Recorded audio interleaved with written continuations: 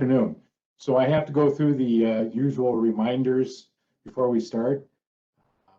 Jess is going to take the role after I tell you that you should mute your microphones while others are speaking. And if you want to be acknowledged during a discussion, raise your hand and I will try to keep an eye out and call on you. And then identify yourself before you speak. And with that, I guess Jess, please call the roll. Regent President Many Deeds. Here. Regent Vice President Walsh. Here. Regent Atwell. Here. Regent Bechtel. Here. Regent Bogus. Regent Grebe. Here. Regent Peterson. Regent Peterson, are you on? I'll mark you as present. Regent Rye.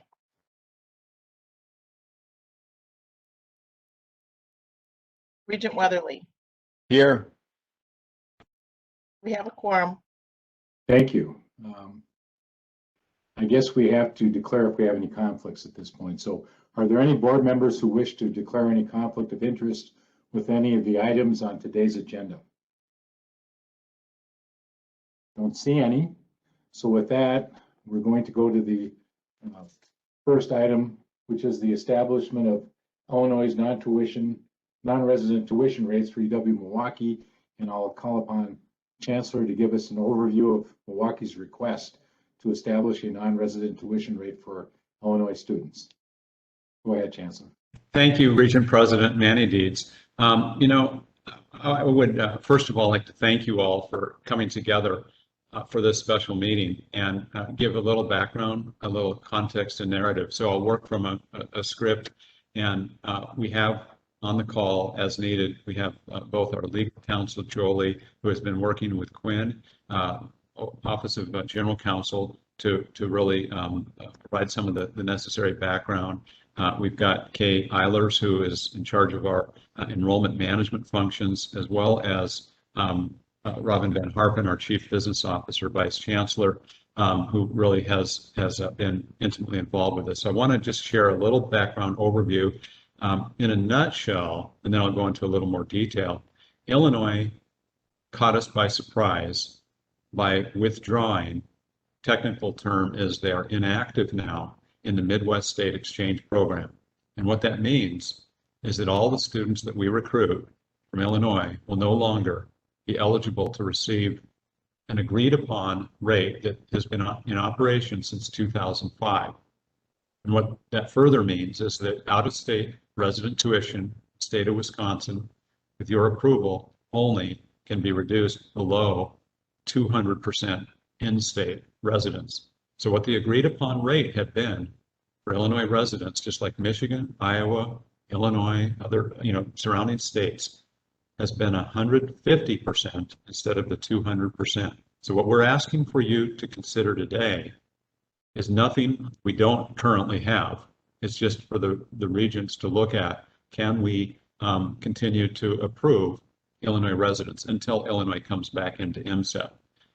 The subtext or the background in terms of why they're doing this is because they are exporting students, because Illinois tuition has gone so high that it's actually at the point where if you go to University of Illinois Chicago or you go to other in-state public universities, their tuition is actually at about the same point of the MSEP. So they would like to not have that exportation of students. That's a little bit of color. A little further detail. The resolution itself speaks pretty clearly to the issues that are in play. And I think that what's important is to talk about the timing and why there's some urgency associated with this. Many of you know, but some of you may not know, that the recruiting cycle for fall of 22 has actually begun. We are right now having schools and colleges at UW-Milwaukee that are saying Illinois is broadcasting to all the high school students that Wisconsin is now going to cost a lot more. They're trying to keep students in state. So I've got deans of schools and colleges saying, should we even go to Illinois if we're going to see that price go up? So the financials are staggering. For UW-Milwaukee alone, we project $3.8 million for for our freshman class from Illinois in fall of 2022. And then when you think through juniors, seniors, other returning students who would no longer be eligible for this in future years, it would become almost 20 million annually. So this is not trivial. This is a substantial amount of money. And it really hurts from the branding, if you will. And if you think about whether it's Governor Evers or Governor Walker or whoever's in the governor's office, one of the big issues we want in Wisconsin is to be able to bring, not only prevent the talent brain drain, but to also be able to bring students in that are going to stay. So this is a substantial issue. So at this point, why executive committee action is now necessary is in that context of the materials that we're putting on our website, the materials that Kay is sending out, all the print material, all the social media, to advertise what our price points are. And if we had waited till the regular Regents meeting in October, we'd really be behind, because that just allows there to be further bad press about the Illinois rates, or I'm sorry, the Wisconsin rates for Illinois student. So a little more detail is that we understand from conversations with the UW system that if we don't have Regent action to establish this rate, we would have the authority to offer discounts. But the problem is that you have to do that based on merit, specific GPA, or you have to do this in a way that is across all non-resident students. And the problem with that is that we get students from a lot of other states, we get students from a lot of countries. In fact, our student profile is about 83% in-state, and then the rest of that 17% is divided. Historically, it had been about half and half international and out of state. Because of certain international restrictions over the last few years, that's shrunk a little bit, but we get over 10% of our enrollment from out of state. And a lot of that, of course, the dominant state is Illinois. That's our unique situation. So we draw a huge amount of our domestic non-resident students from Illinois. And at this time, we have other non-resident, non-MSEP student revenues that we'd want to protect. In other words, we don't want to do this for everybody because that would hurt our overall revenue picture. And each campus in the UW system is a little different in terms of how they handle that. So obviously the issue here is we're not asking for a system-wide approach. We don't want to interfere with or change what's going on with other campuses, but we do think it's important for you to be aware of what the impact is on Milwaukee. So the other aspect is we don't have the authority and we don't have the mechanisms to do this in really any other way. And we've worked pretty closely. We do want to work with UW system and other institutions and you to figure out long-term what this is about. There's one other aspect that's important. And to summarize and pull this together, it's for these reasons that we ask you to provide this relief by essentially allow us to preserve what we have. So it's not a reduction. It's not like, oh, it's doing something unusual. It's simply because Illinois is going inactive, and all of a sudden the impact of that is dramatic increase for prices. There's a small technical correction that we did advance today that I just want to clarify.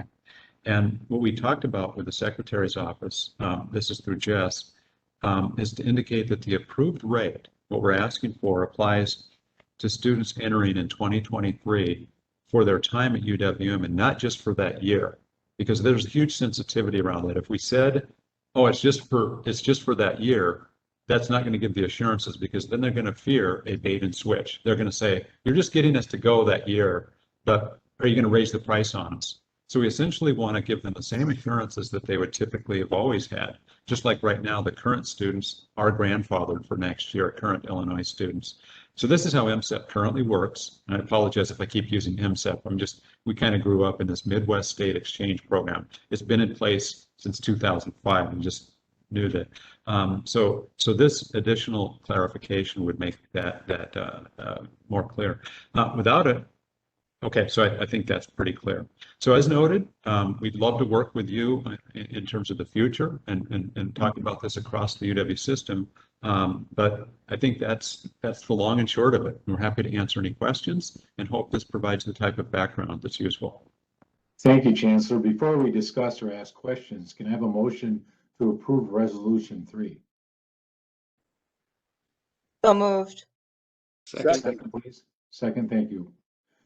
All right, so do we have any questions for Chancellor or his team? Regent Weatherly. This might be less for the chancellor and more for UW system administration.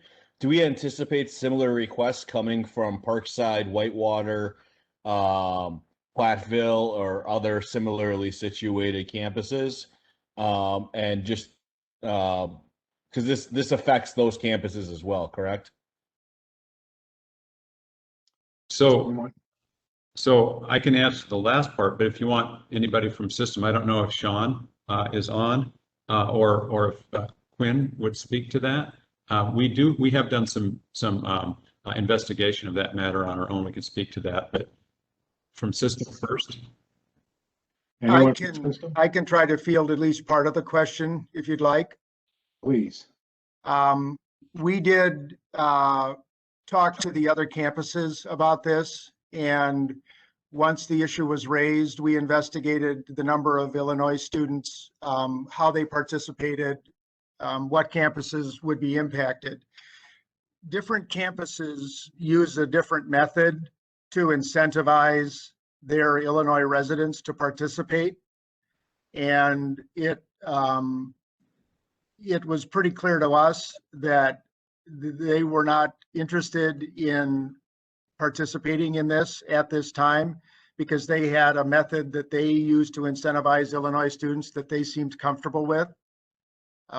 So they chose not to participate in this at this time.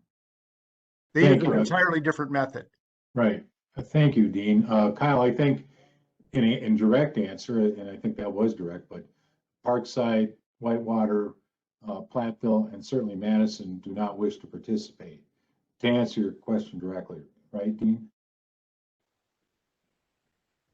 That's correct, Regent President. Any other questions? Okay. Well, if not, let's have a vote. All those in favor, say aye, please. Aye. Aye. Anyone opposed? Motion carries.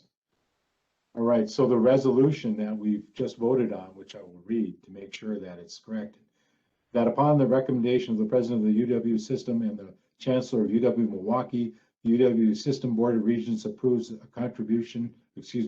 continuation of the UW-Milwaukee tuition rate for Illinois students equivalent to the Midwest Student Exchange Program rate for students entering for the 2022-2023 academic year. Did I have that right, Jess? Right, Chancellor? Okay. All right. So that takes care of that bit of business. The second issue that we have is the renewal of the delegation of authority to the UW system president to temporarily waive provisions of Regent policy documents. I will call upon Quinn Williams to provide an overview of the second item that we're going to vote on. Quinn, go ahead. Thank you, Regent President Manny-Dietz. The authority to grant waivers to the Board of Regents policy was delegated to the president of the UW system last year and was subsequently renewed to allow for prompt response to the rapidly evolving COVID-19 pandemic. This authority was allowed to expire as of May 31st, 2021. However, the continued need to respond to the COVID-19 pandemic and emerging uncertainties created by the Delta variant necessitates the renewal of this authority for the fall semester of the 2021-2022 academic year in order to expeditiously address emerging issues. This delegation of authority is granted to the president and is not subdelegatable.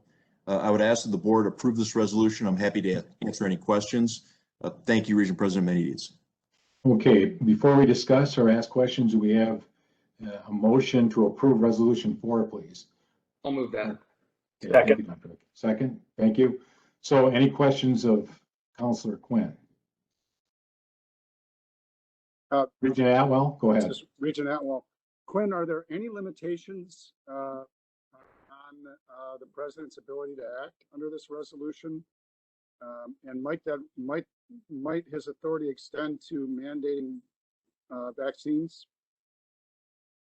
With respect to restrictions on his authority, it's specifically restricted to any provisions of Regent policy documents that would prevent, hinder, or delay necessary actions to respond to the public health emergency or the abnormal economic disruption resulting from the COVID-19 pandemic. So it's constrained to COVID-19 responses. As it relates to potential vaccine mandates, there is not a board policy that addresses vaccine mandates, so there would not be a waiver issue associated with that. Thank you, Glenn. Any other questions for? Yes, what type of actions are we anticipating might be necessary that have caused us to bring this for our consideration now when it expired back in April? Yeah, I think the primary issues, Regent Atwell, surround the emergence of the Delta variant, some of the changes in CDC policy and guidance, renewed issues surrounding local governments with respect to the pandemic. The main issues that developed that would necessitate potential actions surround either contracts that might be necessary, similar to the fall of last year, potential need for real estate actions if there's a need to set up isolation or quarantine space. Those are the types of actions that it was utilized for last year in consultation with board leadership prior to execution. Thank you. More questions?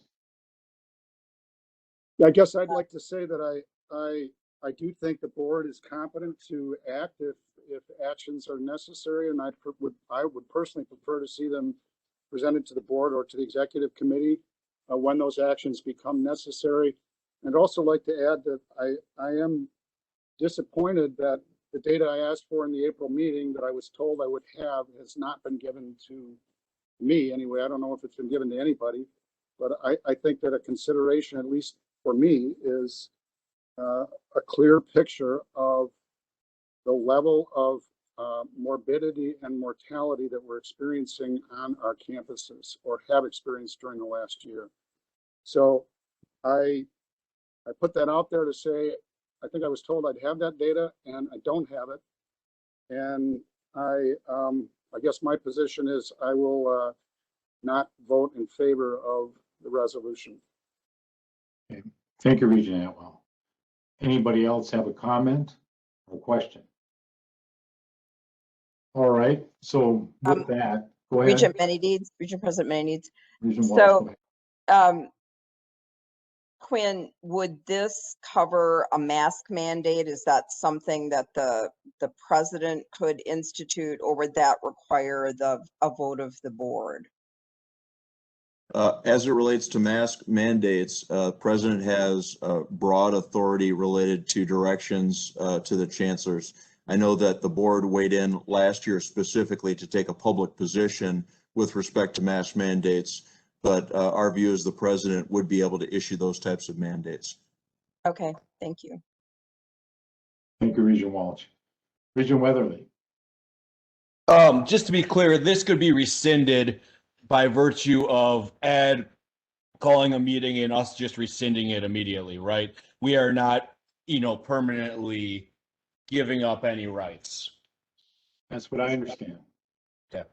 Correct, and it expires on its face at the end of December, and the commitment is prior to execution of this authority, the president checks in with Regent leadership, and it's really for those exigent circumstances that would preclude or prevent us from acting quickly to address a pandemic-related issue. More comments?